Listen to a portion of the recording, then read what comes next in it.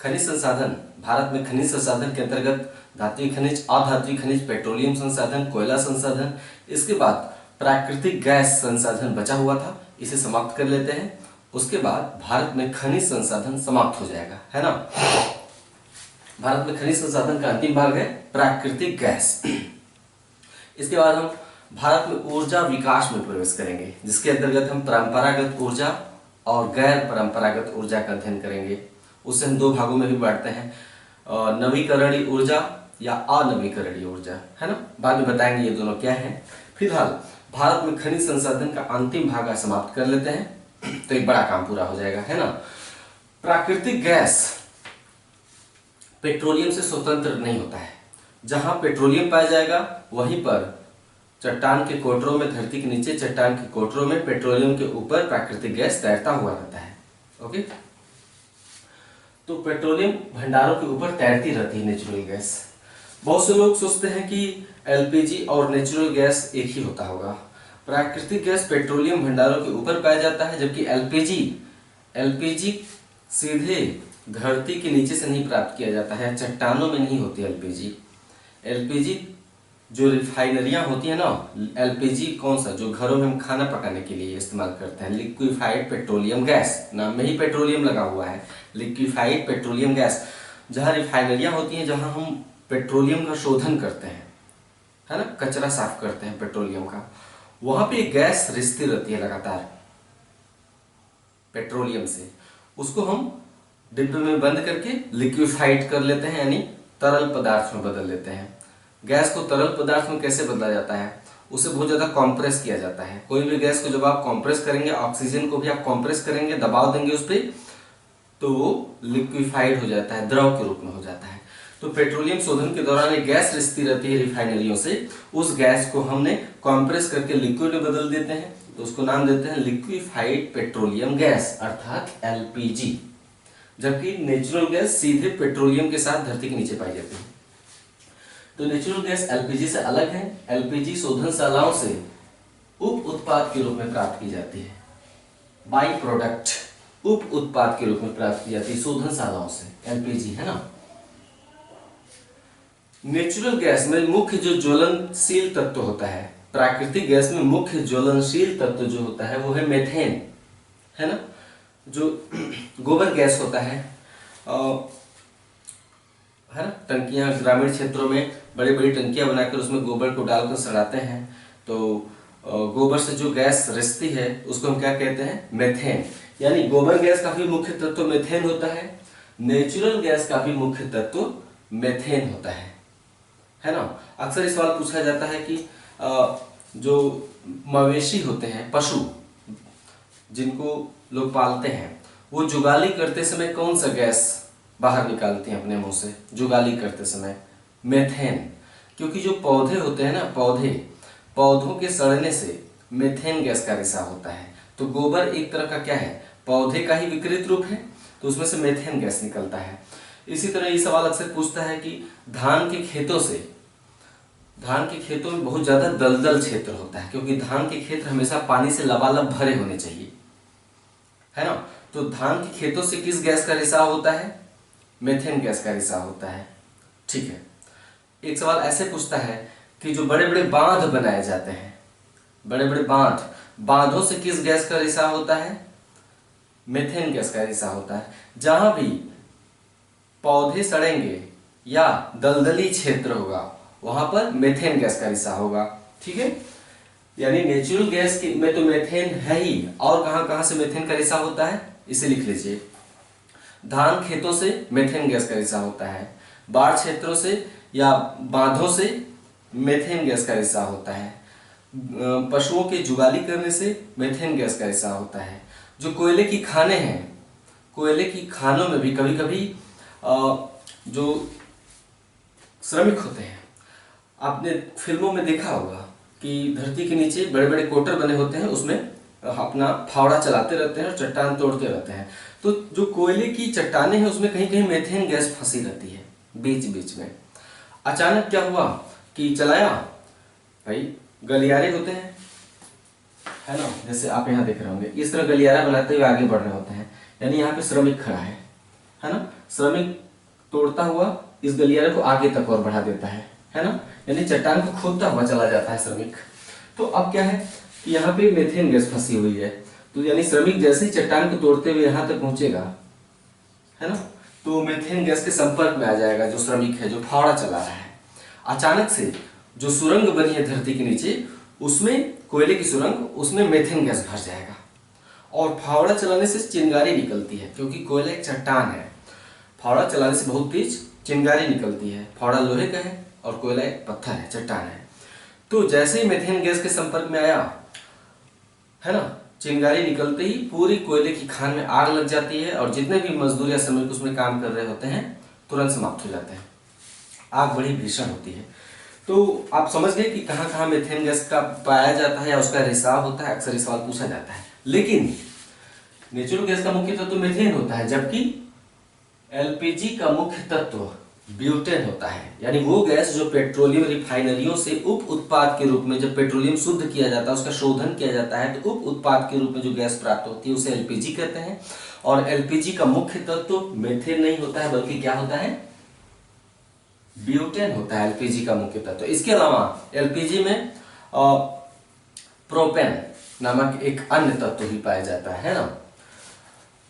Propane घरेलू प्रयोग में लाई जाने वाली जो एलपीजी होती है, एलपीजी अन्य जगहों पे भी प्रयोग की जाती है, लेकिन सबसे ज्यादा घरेलू प्रयोग में आती है, किचन में एलपीजी, है ना।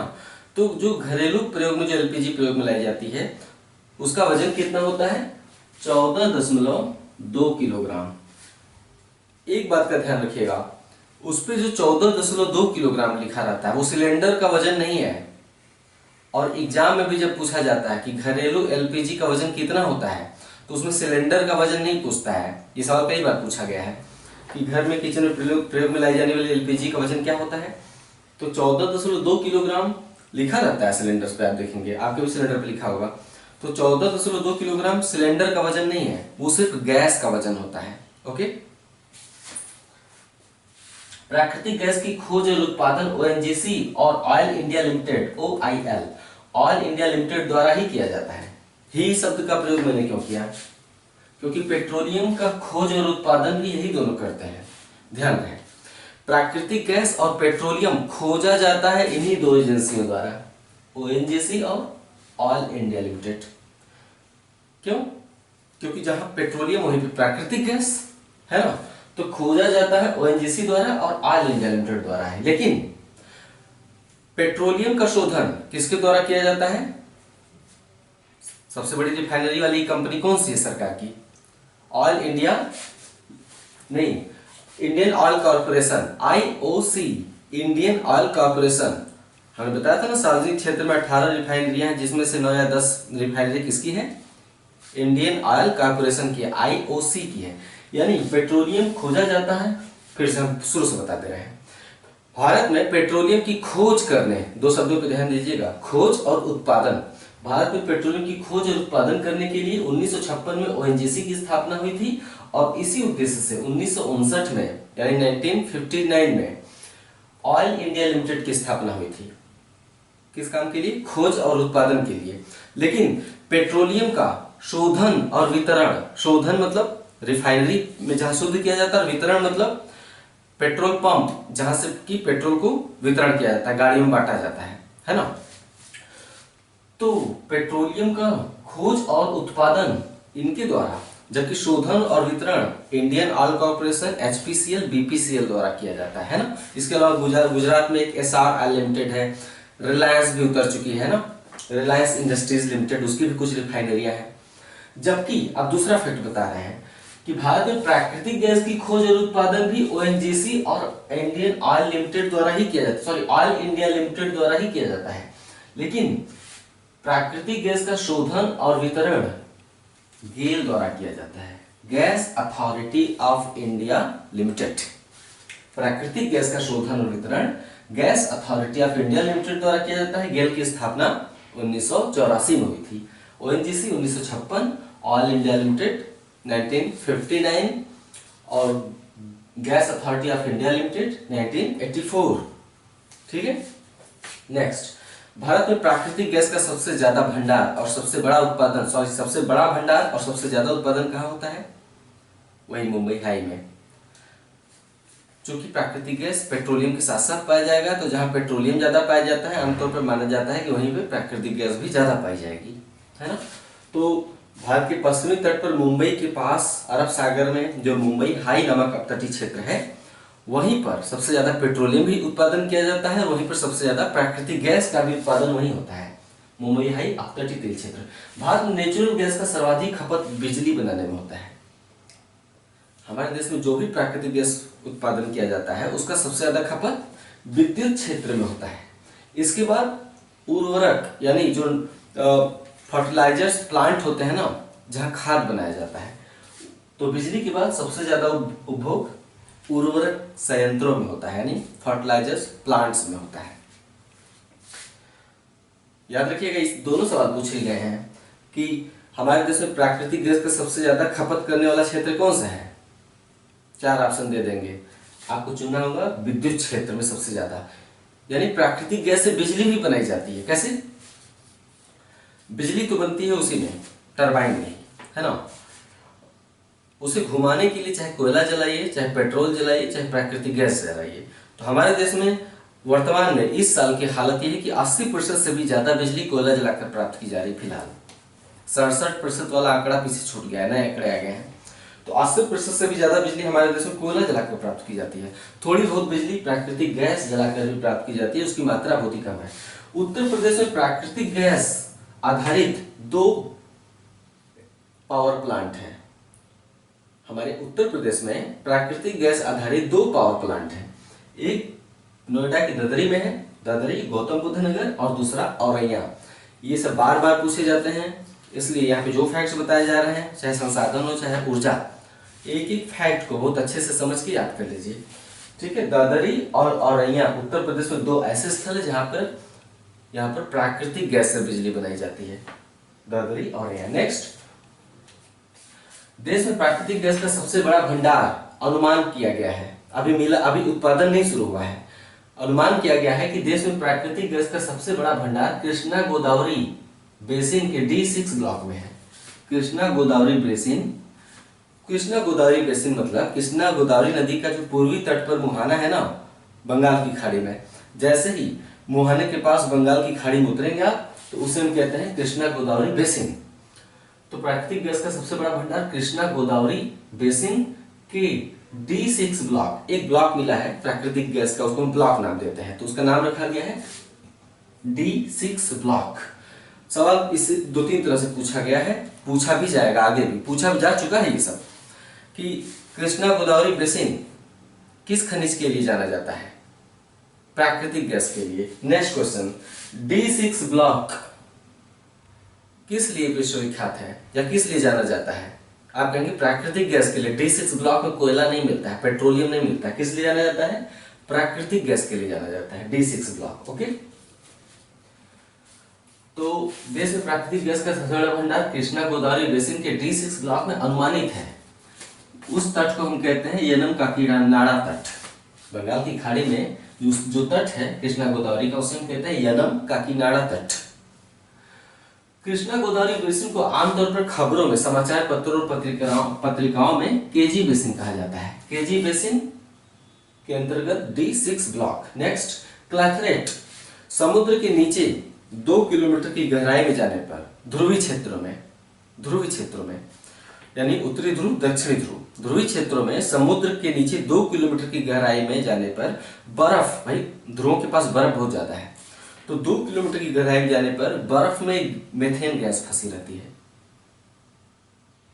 2 किलोमीटर की गहराई में जाने पर बर्फ के बीचों बीच मेथेन गैस फंसी रहती है। उस मेथेन गैस को हम क्या कहते हैं? क्लैथरेट कहते हैं। समुद्र में 2 किलोमीटर की गहराई में बर्फ के बीच फंसे मेथेन गैस को क्लैथरेट कहते हैं, ठीक है। इसके दोहन के लिए इसे हम क्लैथरेट या गैस हाइड्रेट भी कहते हैं। क्या? गैस हाइड्रेट, क्लैथरेट या गैस हाइड्रेट कहते हैं, जो मेथेन गैस फंसी रहती है बर्फ के बीचों बीच। तो उसके दोहन के लिए चेन्नई में एक गैस हाइड्रेट सेंटर की स्थापना की जा रही है। ओके, चेन्नई में भारतीय पेट्रोलियम संस्थान और राजीव गांधी पेट्रोलियम तकनीक संस्थान, पढ़ने में एक जैसे हैं और बार बार पूछे गए हैं, कंफ्यूज मत होइए। भारतीय पेट्रोलियम संस्थान देहरादून में है, लेकिन राजीव गांधी पेट्रोलियम तकनीक संस्थान शिव सागर में है।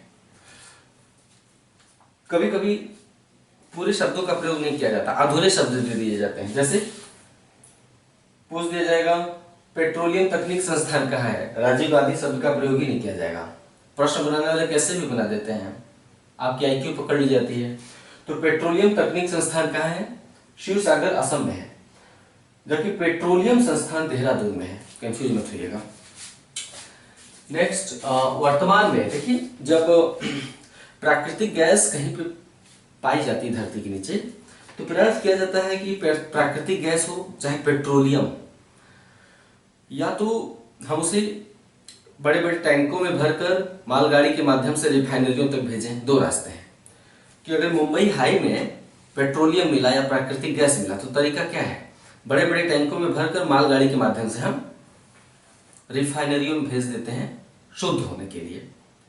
दूसरा तरीका क्या है, क्यों न जहां पे प्राकृतिक गैस या पेट्रोलियम पाया जाता है वहीं से पाइपलाइन बिछा दी जाए, खूब बड़ी सी पाइपलाइन, चौड़ी सी पाइपलाइन के द्वारा रिफाइनरियों तक भेज दिया जाए शुद्ध होने के लिए। क्या ख्याल है, बेहतर तरीका क्या है? बेहतर तरीका यही कि पाइपलाइन के माध्यम से मुंबई हाई तेल क्षेत्र से कोयली रिफाइनरी तक, है ना, कोयली रिफाइनरी गुजरात में है, तो मुंबई हाई तेल क्षेत्र है या प्राकृतिक गैस क्षेत्र है, वहां पे पेट्रोलियम या प्राकृतिक गैस को पाइपलाइन के माध्यम से गुजरात की कोयली रिफाइनरी में शुद्ध होने के लिए भेज दिया जाए। अच्छा तरीका है ना। वर्तमान में केवल 40% पेट्रोलियम का परिवहन पाइपलाइन के द्वारा होता है हमारे देश में। कितना? 40%। बाकी 60% दूसरे माध्यमों से रिफाइनरी भेजा जाता है। तो 40% पेट्रोलियम उत्पादों का परिवहन पाइपलाइन के द्वारा होता है। पेट्रोलियम उत्पादों का परिवहन कहां से कहां तक होता है? तेल भंडार से रिफाइनरी तक। ओके, देश की पहली पाइपलाइन कौन सी है? नहरकटिया नूनामाटी बरौनी, ये लाइन है। नहरकटिया से होते हुए नूनामाटी, उससे होते हुए बरौनी तक, यानी नहरकटिया तेल क्षेत्र है और बरौनी क्या है? रिफाइनरी है। तो नहरकटिया तेल क्षेत्र यहाँ पे है, असम में, है ना। नहरकटिया NaH, उसके बाद नूनामाटी NU, यानी नहरकटिया और नूनामाटी बरौनी असम में है। बरौनी कहाँ पे है? बिहार में है। बरौनी रिफाइनरी बिहार में है। तो नहरकटिया तेल क्षेत्र, नहरकटिया नूनामाटी बरौनी, देश की पहली पाइपलाइन नहरकटिया नूनामाटी बरौनी पाइपलाइन है। यानी नहरकटिया में तेल उत्पादन होता है, पाइपलाइन के द्वारा भेज दिया जाता है कहां पे? बिहार के बरौनी में। ओके, नेक्स्ट, गैस पाइपलाइन भी होती है पेट्रोलियम के अलावा। तो ये दो सवाल बाबा पूछे जाते हैं, इसलिए इतना ही पढ़ा रहा हूँ। बहुत ज्यादा दुनिया भर की बात करने का कोई फायदा नहीं होता है। तो ये तो हो गया पेट्रोलियम पाइपलाइन। दूसरा है गैस पाइपलाइन की बात करते हैं। हाजिरा विजयपुर जगदीशपुर, इसको हम संक्षेप में H हाजिरा, V Vijaypur, J Jagdishpur, HVJ। प्रश्न भी ऐसे ही पूछा जाएगा, HVJ पाइपलाइन, है ना। तो हाजिरा विजयपुर जगदीशपुर देश की सबसे लंबी गैस पाइपलाइन है, सबसे लंबी गैस पाइपलाइन है, जो पश्चिमी तटीय तेल क्षेत्र से प्राकृतिक गैस का परिवहन उत्तर प्रदेश तक करती है। पश्चिमी तटीय तेल क्षेत्र, पूर्वी तटीय तेल क्षेत्र, भारत ऐसे है ना। तो पश्चिमी तटीय तेल क्षेत्र कहाँ पे है? मुंबई के पास मुंबई हाई वाला तेल क्षेत्र आप देख रहे हैं ना। तो मुंबई हाई से या खंबात की खाड़ी से जो प्राकृतिक गैस प्राप्त होता है, उसको सूरत के आसपास एक हाजिरा नामक स्थल है, आप देखेंगे मैप में तो आपको दिखेगा। आप गुजरात वाला एरिया जहाँ पे बड़े बड़े राज्य दिखाए गए हैं और राज्यों को टुकड़े टुकड़े दिखाया जाता है ना, किसमें? आपके मैप में, ऑक्सफोर्ड स्टूडेंट एटलस मैप में, उसमें आप गुजरात तट पर जाके देखिए, सूरत के बगल में एक हाजिरा नामक स्थान है। तो मुंबई हाई या खंबात की खाड़ी से जो पेट्रोलियम गैस का उत्पादन होता है, तो सूरत के पास हाजिरा से एक पाइपलाइन बिछाई गई है। वो पाइपलाइन गुजरात से होते हुए मध्य प्रदेश के विजयपुर तक आती है, विजयपुर मध्य प्रदेश में है। उसके बाद आगे बढ़ती है, उत्तर प्रदेश के जगदीशपुर तक जाती है। यानी सूरत के पास हाजिरा से एक पाइपलाइन शुरू होती है, मध्य प्रदेश के विजयपुर और उत्तर प्रदेश के जगदीशपुर तक प्राकृतिक गैस का परिवहन करती है, इतनी दूरी तक। है ना। ये देश की सबसे लंबी गैस पाइपलाइन है जो पश्चिमी तटीय तेल क्षेत्र से प्राकृतिक गैस का परिवहन उत्तर प्रदेश तक करती है। हो गया, ये हो गया प्राकृतिक गैस। इसके बाद हम ऊर्जा प्रवेश करेंगे। ऊर्जा अध्याय में भारतीय अर्थव्यवस्था कुछ ही घंटों में स्टार्ट होने वाला है, तैयार रहिए। आप लोग सभी विषयों के लिए अलग अलग कॉपियां बना लीजिए, ठीक है। आपकी मर्जी, आप किताब पढ़िए, किताब पढ़ना अच्छी बात है। सभी विषयों के लिए जो मैं पढ़ाता जा रहा हूँ अलग अलग कॉपी बनाइए और जिस तरह मैं बोलता हूँ उसी भाषा में लिखते जाइए, सवाल हल करने आसान हो जाएंगे। नमस्कार।